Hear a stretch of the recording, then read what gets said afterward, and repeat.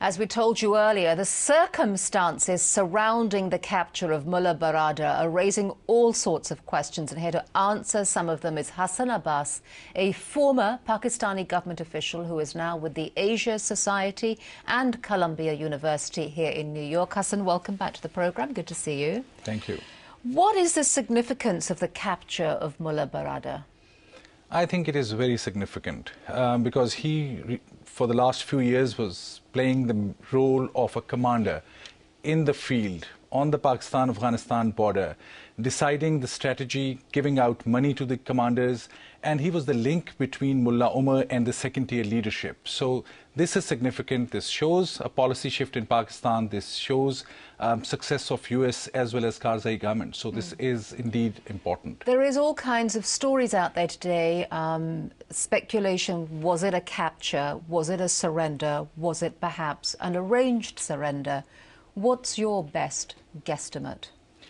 My calculated guess is it was an arranged surrender or something close to that. And the reason is that he's too big in the field. Secondly, apparently some of the groups which were close to the Pakistani military or segments of the Pakistani military and intelligence in that region, and now we know that Pakistani military is cooperating with United States. There's this new process for negotiating with Taliban. So this was a surrender in the sense that this seems to be an honorable thing for a Taliban leader,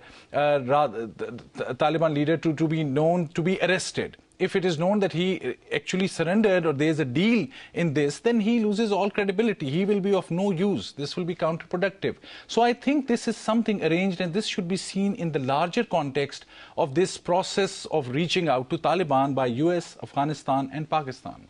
Do you think that this is a measure that's going to work? It can work because he is an important player. But we should also remember that there are field commanders in Taliban. There are so many insurgents. We don't know how will they interpret this. If they have this guess, which we are talking about, that this can be a surrender. If his subordinates think that this is a big game going on, they are not going to be part of this. And the field commanders may have their own mind. It is not a Taliban movement is not an organized hierarchical movement. This is not a modern army. This is a terrorism movement. This is a resistance movement. This is all in one. So the field commanders may really not listen to him. So this is one step. We should see it as that. One step. And what do you make of the fact that this was a joint operation between the Pakistani and the United States agencies?